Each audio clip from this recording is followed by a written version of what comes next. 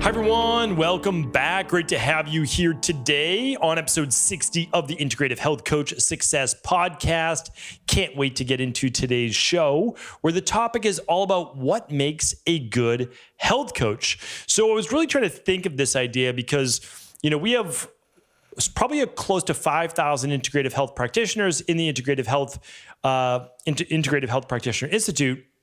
And some are brand new. Some have been coaching for years. They've done other coaching certifications. Some might have a doctoral background. Some might have a nursing background, health-based background. Some are personal trainers, some are yoga, and some are brand new to this. And so, a lot of people, whether it's kind of mid-range or it's starting out, I often get the question, what makes a good health coach? And then people are looking to take their career to the next level. They say, well, what does it take to get to that next level?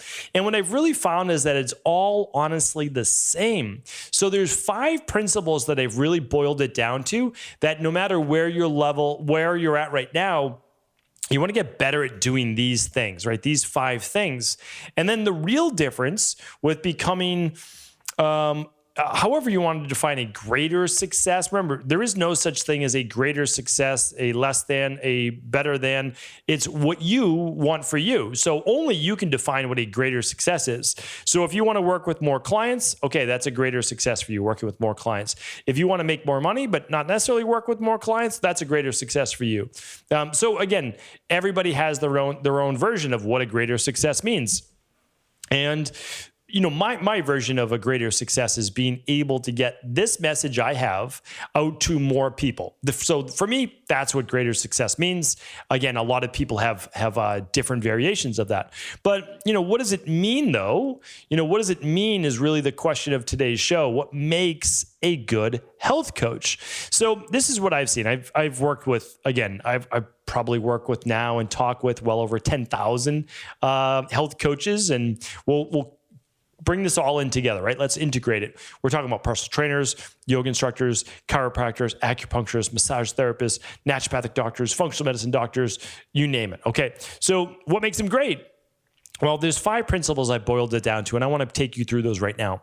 The first one is this: lifelong learners. Lifelong learners. You could call yourself a lifelong student. What does it mean? Sure, you could do additional certifications, no doubt about it. You could do additional internships, no doubt about it. You could be part of online, groups. All that is fantastic. You could read more books, whatever you're into. As long as you are learning more, you're going to rise to the top. Let me share with you why. If you learn more, you'll have more that you're going to be able to share with your clients. You'll have a greater knowledge base. A lot of doctors, most doctors, unfortunately, MDs, when they go to school, they feel like after they graduated, after that 4 years of medical school, that's it. That's what they need to know.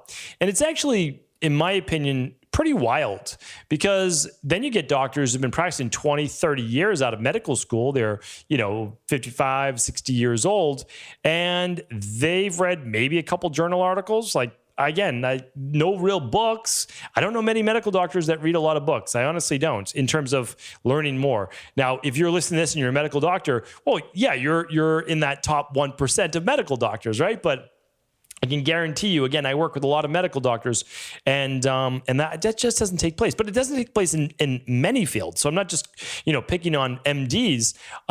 When's the last time, I don't know, pick a field, right? Any field you want. Let's say it's a real estate agent. And when's the last time your real estate agent read a book on becoming a better real estate agent? It just doesn't happen as often. That's all. So that's all I'm saying. And the ones that do, well, they rise to the top 1%. And you're making my point, right? That's what I'm talking about. You're part of that 1%, which is great. So here's the thing, though. It's not just about learning more for your clients. It's not. What I realize is this: I can't run out of podcast topics. I do 8 podcasts a week, plus additional videos, plus whiteboard videos. I'm looking at probably around a dozen content pieces a week minimum, right? So I'm looking at speaking for 6 hours or so on video per week. Now, I can tell you this. I've done over 2,050 shows of the Cabral concept, 6 years in a row, every single day, no days off on the show. And yes, I record them ahead of time, but I don't have any topics that I'll run out of. And the reason is that I'm always reading, that I love reading. And yeah, sometimes it's review, but that's okay. I get to learn it in a new way every time I read it. And so the thing is, what it does is it keeps me interested. It keeps me engaged. And of course, I want to share it then with more people. And I think it'll do the same for you as well.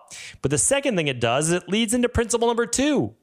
It increases my passion every single day. If I'm reading every day, I am more and more passionate about what I do each and every day, because I'm like, oh, wow, this is amazing. I'm like learning all these new things, and that excites me. And so if you're a true health practitioner, and, I don't want to offend anybody, but you love what you do, right? You're not in this for the money. You're passionate about what you do. Well before I got paid for nutrition and personal training, and then eventually functional medicine, naturopathy, etc., I was doing it for free. I was giving free advice to everybody on diet plans, nutritional supplements, and exercise and weightlifting because I loved it and I was nervous about charging. So I never charged anybody. I went like a year with not charging anyone, really. That's the truth. But I loved it. I was passionate about it. And you know what? It gave me good experience. So everybody won in the end, right? I gave away lots of free advice. And again, it just followed my passion. Love what I did. And then, yes, eventually, of course, I did charge. And you should charge money because it's a real job. Like, that's the thing is like, so is your real estate agent going to work with you and not get paid? What about your lawyer or your accountant? They're going to work with you for free? No, of course not. So if you're giving someone great advice, why wouldn't you get compensated for that? Right? Of course you should. So, but what you're doing it though is you can't help but do it, right? If you're passionate, you can't help but do what you do. The only time you don't do what you do is when you start to get burnt out. And we'll be talking about that in the future as well, what to do. Doesn't mean you've lost your passion. It means that you're just overwhelmed and we need better systems and we might need to take a little bit of time off. And I'll go through some other reasons why as well. All right. My third principle is this. So the first principle, what makes a great health coach? Lifelong learners. Second, they're passionate about what they do. They're not in it for the money. Yes, it's a career. You should get compensated, but you're passionate about what you do, right?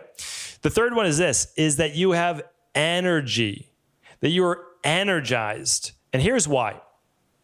People feed off of other people's energy. I am a high energy person. It's just who I am. But it doesn't mean I don't have low energy times of the day, right? It doesn't mean that. Or it doesn't mean sometimes I don't wake up a little bit tired. This is a really important point because when I was strictly a nutritionist and working as a personal trainer and working as a strength and conditioning specialist, and then eventually as a doctor and all these different things, and then a teacher and all these things that I love to do. If I was ever having a bad day, if I was ever tired, I realized that no matter what, when I show up for a client's appointment, I need to snap out of it. I am there for them, and people feed off of people's energy. Do I want them to be motivated to go out there and work out or to change their nutrition or to believe they can get better, right? With all these different protocols? 100% I believe it. So what do I need to do? I need to bring energy and confidence behind that. The best health coaches and practitioners bring the energy. The best health coaches, practitioners, healers, they're compassionate. Okay, you have to be compassionate. I kind of gathered it in there. It's a great one to have, right? You want to be compassionate, so we could even add that as a bonus one. You want to be compassionate. You want to feel for others, but at the same time, you want to lift their spirits. You don't want to go low with them. You don't, right? The only time you go low with the client is to empathize, show compassion, and then lift them up from that low point. You need to lift people's spirits with your energy. So even for recording a podcast or a video, and the same should go for you. Say you're a little bit tired, whatever it might be. Listen, when the camera's rolling, you are ready to go because you are out there to inspire people to make a change that oftentimes they know that they need to, but yet they haven't. Why? They're just not motivated. Motivate them. It is time to get them going, right? All right, that takes energy. The fourth principle is this. The best health coaches, what makes a great health coach? They are organized in both mind and practice. What does that mean? It means they don't jump from one style of practice to another. All of a sudden, they're like, oh, look at this. I have a new shiny toy. I'm going to start only doing homeopathy, or I'm going to only do muscle testing, or I'm going to only do, or any one of those are fine. But it's not like, well, for 3 months you're doing homeopathy, then you're doing only Reiki, then you're doing only German New Medicine, then you're only doing traditional Chinese medicine. It's like, no, that's not ever going to work. That's never going to work, right? It's only going to work for short periods of time, and then it's too all over the map, okay? So what you need to do is your practice will always expand because your knowledge base will always expand, okay? So it'll be truly integrative. So, and that should always happen no matter what your job is. You are a yoga instructor, well, you learn more and better ways to coach your clients and techniques and different styles of yoga and different breathing techniques. No, 100%. You're a personal trainer. You learn more about strength and conditioning. You learn more about postural analysis. You learn about kinesiotaping. You learn about functional range conditioning. Again, the list goes on and on. So here's the thing. But you never change your practice. Your practice expands. Now, it can morph over time as a gradual process of you growing as an individual, but it doesn't jump from one thing to the other. So that is why if you are truly integrative to begin with, it means you believe in taking the best of everything. Not everything, but the best of everything and combining it into one practice.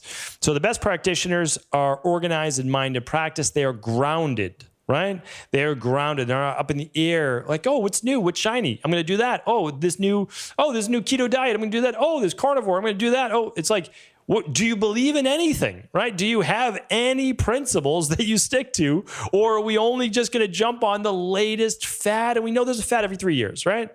We know it's low carb, it's high carb, it's low calorie, it's counting points, it's counting calories, it's counting macros, it's keto, it's primal, it's carnivore. There's always going to be a thing. And all of those things actually work, but they're not great all by themselves. Right? They're not great by themselves. They need to be part of an integrative whole. That's really the important part. And also, they need to be organized in practice. That means when a client meets with you, they expect you to be organized. They expect you to come prepared. I can't tell you the number of personal trainers that just show up and be like, yeah, what are we going to do for a workout today? All right, let's head over to this machine. Let's do this. Let's do this.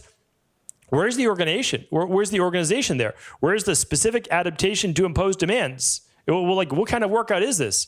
We just did 4 chest exercises today and 1 back exercise and 1 bicep exercise. Like, how is that a balanced workout? What are we doing here? What's the long-term plan? Is there going to be a progression over 4 to 6 weeks? Or am I just here to jump around from machine to machine, right? Come to your appointments organized. That's the important thing.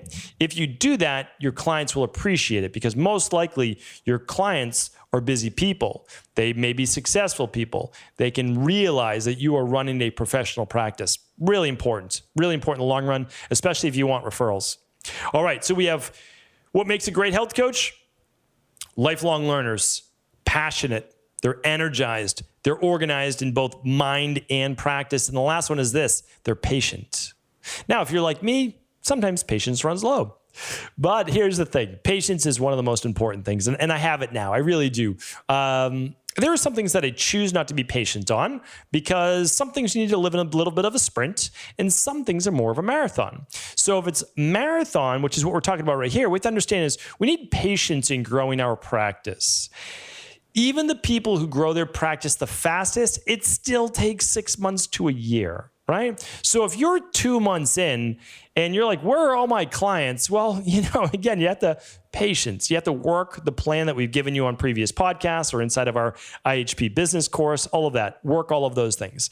And then also have patience with working with patients and clients that aren't perfect, right? We're not all perfect. That's the way that it is. We don't always perfectly follow our protocols, our workouts, our regimens, or whatever it might be, behavioral modifications. We're not all perfect. So we need to have patience that people live in the real world and they struggle with real obstacles and real challenges in their life. So let's have patience in growing our practice, patience with our patients, and then also patience with allowing your career, your learning, and your overall path in this industry to unfold. That means you don't even know what this amazing universe and world has in store for you because you are walking the path and you can't see past that next mountain ridge, right? So you need to get over that and there'll be so much more to come. So have patience in what is to come for you, patience in growing your community, and what holds in store for you in terms of growing your practice, what that will look like. So all of these things really are what I've seen be and are the most successful for what makes a great health coach and practitioner. So just remember, try to write these down, post them on your wall if you want. Be a lifelong learner. Be passionate. Be energized. Lift up people's spirits, right? Be organized in both mind and practice. That's essentially being grounded and prepared. And then be patient because honestly, the best is yet to come. Thank you so much, everyone. I appreciate you. Take care. Let us know what you thought in the comments. You can leave them on Instagram or on YouTube. Of course, we'd love to have you participate in this community. Thanks so much. And again, always do feel free to share the show with anyone you believe it could serve.